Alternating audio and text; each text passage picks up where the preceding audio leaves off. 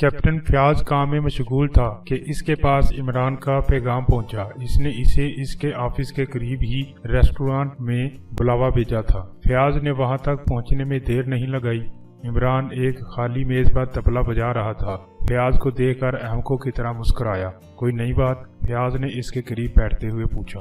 میر تک میر غالب تخلص کرتے تھے، یہ اطلاع تم بذریعہ ڈاک بھی دے سکتے تھے۔ فیاض چڑ کر بولا۔ 14 تاریخ کی رات کو وہ محبوبہ یک چشم کہاں تھی؟ تم آخر اس کے پیچھے کیوں پڑ گئے ہو؟ پتہ لگا کر بتاؤ۔ اگر وہ کہے کہ اس نے اپنی وہ رات اپنی کسی خالہ کے ساتھ بسر کی تو تمہارا فرض ہے کہ اس خالہ سے اس بات کی تحقیق کر کے ہمدرد دواخانہ کو فوراً مطلع کر دو، ورنہ خط و کتابت سیگا راز میں نہ رکھی جائے گی۔ عمران، میں بہت مشغول ہوں۔ میں بھی دیکھ رہا ہوں۔ کیا آج کل تمہارے آفس میں مکھیوں کی کثرت ہو گئی ہے؟ کثرت سے یہ مراد نہیں کہ مکھیاں ڈھنڈ پھیلتی ہیں۔ میں جا رہا ہوں، فیاض جھنجھلا کر اٹھتا ہوا بولا۔ ارے کیا تمہاری ناک پر مکھیاں نہیں بیٹھتی؟ عمران نے اس کا ہاتھ پکڑ کر بٹھاتے ہوئے کہا۔ فیاض اسے گھورتا ہوا بیٹھ گیا۔ وہ سچ مچ جھنجھلا گیا تھا۔ تم آئے کیوں نہیں تھے؟ اس نے پوچھا۔ اوہ، یہ تو مجھے بھی یاد نہیں رہا۔ میرا خیال ہے کہ شاید میں تم سے چاول کا بھاؤ پوچھنے آیا تھا، مگر تم کہو گے کہ میں کوئی ناچنے والی تو ہوں نہیں کہ بھاؤ تاؤ۔ ویسے تمہیں یہ اطلاع دے سکتا ہوں کہ ان لاشوں کے سلسلے میں کہیں نہ کہیں محبوب یک چشم کا قدم ضرور ہے۔ میں نے کوئی غلط لفظ تو نہیں بولا؟ ہاں۔ اس کا قدم کس طرح؟ فیاض یک وجک چونک پڑا۔ انسائکلوپیڈیا میں یہی لکھا ہے۔ عمران سر ہلا کر بولا۔ بس یہ معلوم کرو کہ اس نے 14 کی رات کہاں بسر کی۔ یہ تم سنجیدہ ہو؟ بے وقوف آدمی ہمیشہ سنجیدہ رہتے ہیں۔ اچھا، میں معلوم کروں گا۔ خدا تمہاری مادہ کو سلامت رکھے۔ دوسری بات یہ کہ مجھے جج صاحب کے دوست ایاز کے مکمل حالات درکار ہیں۔ وہ کون تھا؟ کہاں پیدا ہوا تھا؟ کس خاندان سے تعلق رکھتا تھا؟ اس کے علاوہ دوسرے اعضاء کہاں رہتے ہیں؟ سب مر گئے یا ابھی کچھ زندہ ہیں؟ تو ایسا کرو، آج شام کی چائے میرے گھر پیو۔ فیاض بولا۔ اور اس وقت کی چائے؟ عمران نے بڑے بولے پان سے پوچھا۔ فیاض نے ہنس کر ویٹر کو چائے کا آرڈر دیا۔ عمران الوؤں کی طرح دیدے پھرا رہا تھا۔ وہ کچھ دیر بعد بولا۔ کیا تم مجھے جج صاحب سے ملاؤ گے؟ ہاں، میں تمہاری موجودگی میں ہی ان سے اس کے متعلق گفتگو کروں گا۔ ہی مجھے تو بڑی شرم آئے گی۔ عمران دانتوں تلے انگلی دبا کر دوہرا ہو گیا۔ کیوں بور کر رہے ہو؟ شرم کی کیا بات ہے؟ نہیں، میں والد صاحب کو بھیج دوں گا۔ کیا بک رہے ہو؟ میں براہ راست کوئی شادی نہیں طے کرنا چاہتا۔ خدا سمجھے، ارے میں ایاز والی بات کر رہا تھا۔ لا حول ولا قوت۔ عمران نے چیمپ جانے کی ایکٹنگ کی۔ عمران، آدمی بنو۔ اچھا۔ عمران نے بڑی سعادت مندی سے سر ہلایا۔ چائے آ گئی تھی۔ فیاض کچھ سوچ رہا تھا۔ کبھی کبھی وہ عمران کی طرف بھی دیکھ لیتا تھا۔ وہ اپنے سامنے والی دیوار پر لگے ہوئے آئینے میں دیکھ کر منہ بنا رہا تھا۔ فیاض نے چائے بنا کر پیالی اس کے آگے کھسکا دی۔ یار فیاض، وہ شہید مرد کی قبر والا مجاور بڑا گریٹ آدمی معلوم ہوتا ہے۔ عمران بولا۔ کیوں؟ اس نے ایک بڑی گریٹ بات کہی تھی۔ کیا؟ یہی کہ پولیس والے گدھے ہیں۔ کیوں کہا تھا اس نے؟ فیاض چونک کر بولا۔ پتہ نہیں، لیکن اس نے بات بڑے پتے کی کہی تھی۔ تم خواہ مخواہ گالیاں دینے پر تلے ہوئے ہو۔ نہیں پیارے۔ اچھا تم یہ بتاؤ، وہاں قبر کس نے بنائی تھی؟ اور اس ایک کمرے کے پلاسٹر کے متعلق تمہارا کیا خیال ہے؟ میں فضولیات میں سر نہیں کھپاتا۔ فیاض چڑ کر بولا۔ اس معاملہ سے ان کا کیا تعلق؟ تب تو کسی اجنبی کی لاش کا وہاں پایا جانا بھی کوئی اہمیت نہیں رکھتا۔ عمران نے کہا۔ آخر تم کہنا کیا چاہتے ہو؟ فیاض جھنجھلا کر بولا۔ یہ کہ نیک بچے صبح اٹھ کر اپنے بڑوں کو سلام کرتے ہیں، پھر ہاتھ منہ دھو کر ناشتہ کرتے ہیں، پھر اسکول چلے جاتے ہیں، کتاب کھول کر الف سے الو، بے سے بندر، پے سے پتنگ۔ عمران، خدا کے لیے۔ فیاض ہاتھ اٹھا کر بولا۔ اور خدا کو ہر وقت یاد رکھتے ہیں۔ بکے جاؤ۔ چلو خاموش ہو گیا۔ ایک خاموشی 1000 ٹلائیں بھالتی ہے۔ ہائے کیا ٹلائیں! لا حول ولا قوت۔ میں نے ابھی کیا کہا تھا؟ اپنا سر۔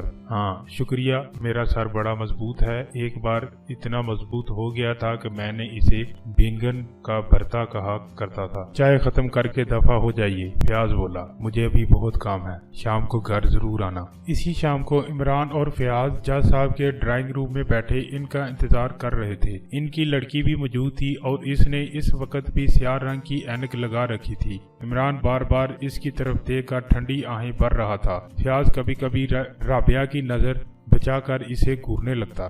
थोड़ी देर बाद जज साहब आ गए और राबिया उठकर चली गई। बड़ी तकलीफ हुई आपको? फयाज बोला। कोई बात नहीं, फरमाइए। बात यह है कि मैं अयाज के मतलब मजीद मालूमात चाहता हूँ। मेरा ख्याल है कि मैं आपको सब कुछ बता चुका हूँ। मैं इसके खानदानी हालात मालूम करना चाहता हूँ ताकि इसके अज़ा से मिल सकूं। अफसोस कि मैं इसकी बाबत कुछ न बता सकूंगा। जज साहब ने कहा, बात आपको अजीब मालूम होगी, लेकिन ये हकीकत है कि मैं इसके मतलब कुछ नहीं जानता, हालांकि हम गहरे दोस्त थे। क्या आप ये भी ना बता सकेंगे कि वो बाशिंदा कहाँ का था? अफसोस मैं ये भी नहीं बता सकता। बड़ी अजीब बात है। अच्छा, पहली मुलाकात कहाँ हुई थी? इंग्लैंड में। फयाज बेइख्तियार चौंक पड़ा, लेकिन इमरान बिल्कुल ठुस बैठा रहा। इसकी हालत में जरा बराबर भी कोई तब्दीली ना हुई। कब की बात है? फयाज ने पूछा। 30 साल पहले की, और ये मुलाकात बड़े अजीब हालात में हुई थी। ये इस वक्त की बात है जब मैं ऑक्सफोर्ड में कानून पढ़ रहा था। एक बार एक हंगामे में फंस गया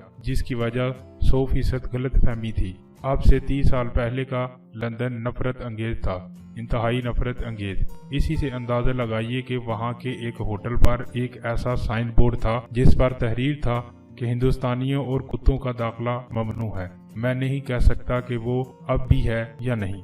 बहरहाल ऐसे माहौल में मैं अगर किसी हिंदुस्तानी और किसी अंग्रेज के दरमियान में कोई गलत फहमी पैदा हो जाए तो अंजाम ज़ाहिर ही है। वो एक रेस्टोरेंट था जहां एक अंग्रेज से मेरा झगड़ा हो गया। इलाका ईस्ट एंड का था जहां ज्यादातर जंगली ही रहा करते थे। आज भी जंगली ही रहते हैं, इंतहाई गैर महजब लोग जो जानवरों की तरह जिंदगी बसर करते हैं। ओह, मैं ख्वाह मख्वाह बात को तवालत दे रहा हूँ।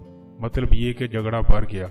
सच्ची बात तो यह है कि मैं खुद ही किसी तरह जान बचाकर निकल जाना चाहता था। अचानक एक आदमी भीड़ को चीरता हुआ मेरे पास पहुंच गया।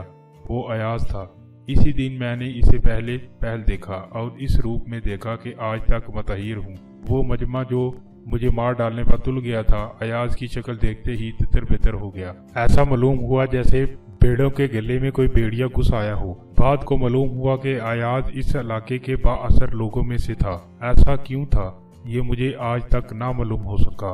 हमारे ताल्लुकात बढ़े और बढ़ते चले गए, लेकिन मैं इसके मतलब कभी कुछ ना जान सका। वो हिंदुस्तानी ही था, लेकिन मुझे यहाँ तक भी मालूम नहीं हो सका कि वो किस सूबे या शहर का बाशिंदा था। जज साहब ने खामोश होकर इनकी तरफ सिगार केस बढ़ाया। इमरान खामोश बैठा छत की तरफ घूर रहा था।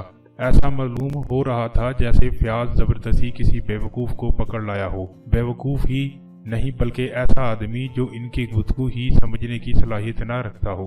फयाज ने कई बार इसे कनखियों से देखा भी, लेकिन खामोश ही रहा। शुक्रिया, फयाज ने सिगार लेते हुए कहा और फिर इमरान की तरफ देखकर बोला, जी ये नहीं पीते।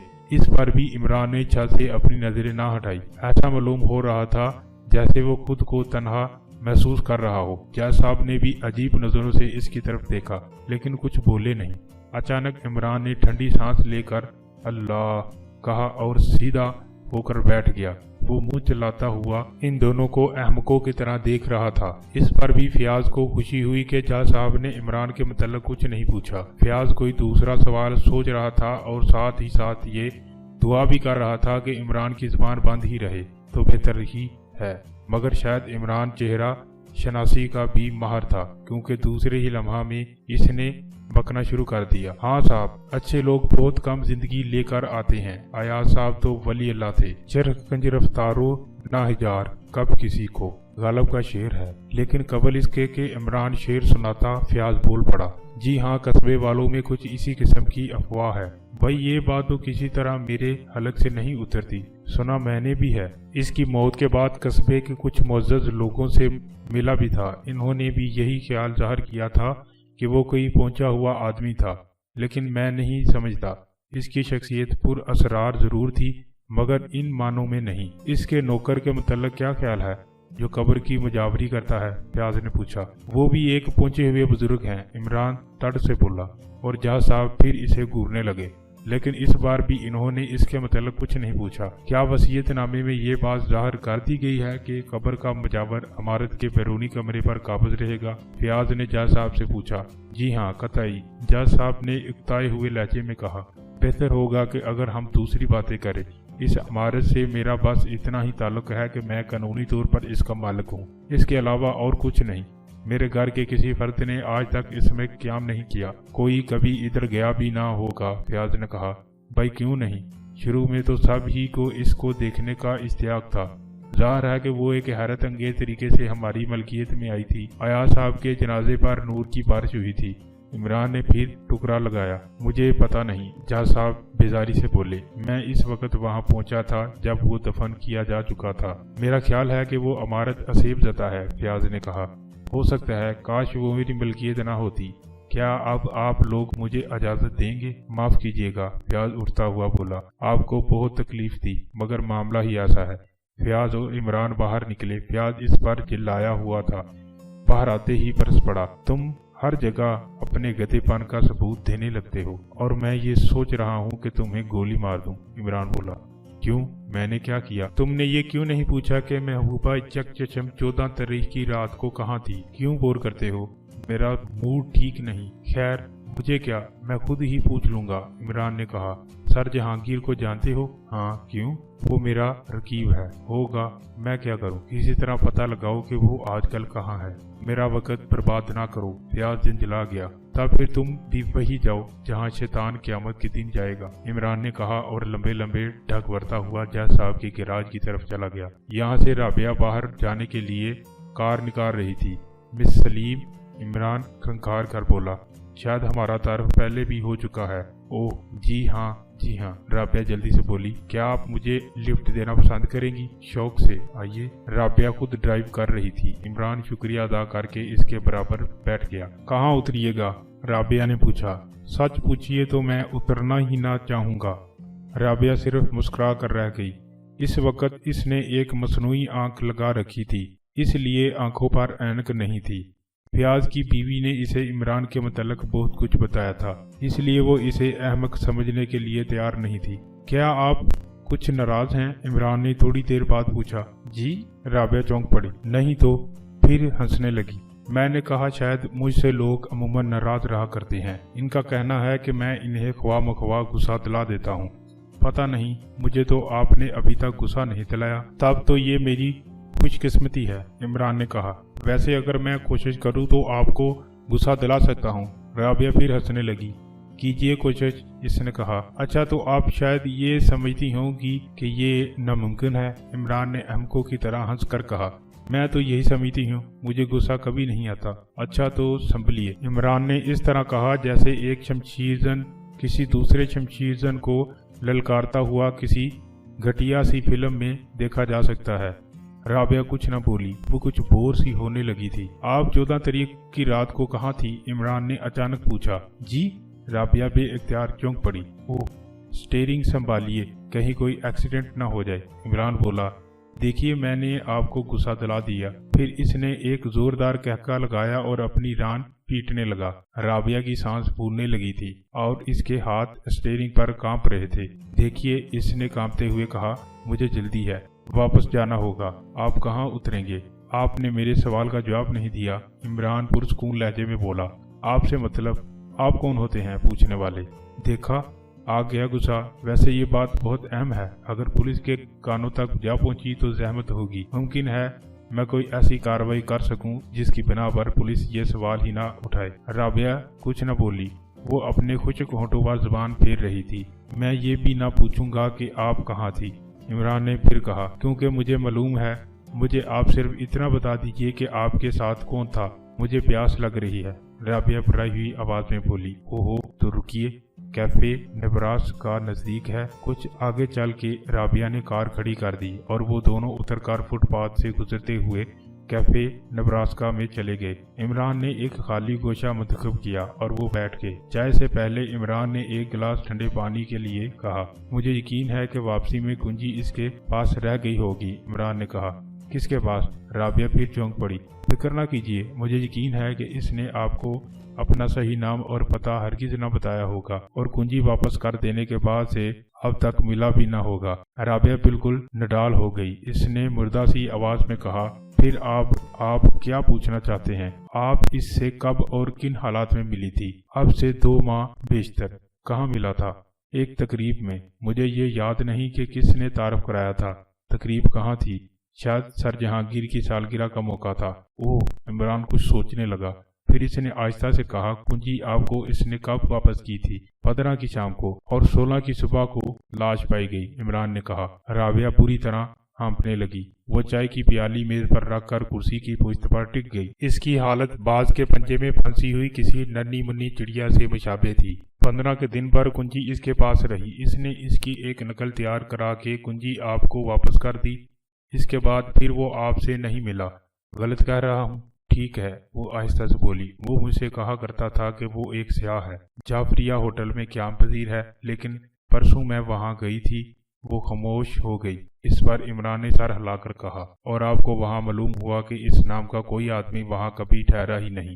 جی ہاں، رابعہ سر جھکا کر بولی۔ آپ سے اس کی دوستی کا مقصد محض اتنا ہی تھا کہ وہ کسی طرح آپ سے اس عمارت کی کنجی حاصل کر لے۔ میں گھر جانا چاہتی ہوں، میری طبیعت ٹھیک نہیں۔ 2 منٹ، عمران نے ہاتھ ہلا کر کہا۔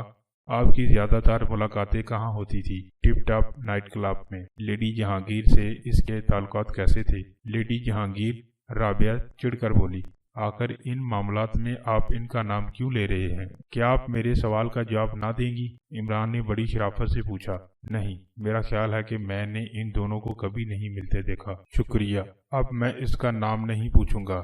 ظاہر ہے کہ میں اس کے نام بھی صحیح نہ بتاؤں گا، لیکن اگر آپ اس کا حلیہ بتا سکیں تو مشکور ہوں گا۔ رابعہ کو بتانا ہی پڑا، لیکن وہ بہت زیادہ مغموم تھی اور ساتھ ہی ساتھ خائف بھی۔ آپ سب دوستوں سے گزارش ہے کہ میرے اس چینل کو زیادہ سے زیادہ لائک، شیئر اور سبسکرائب کریں۔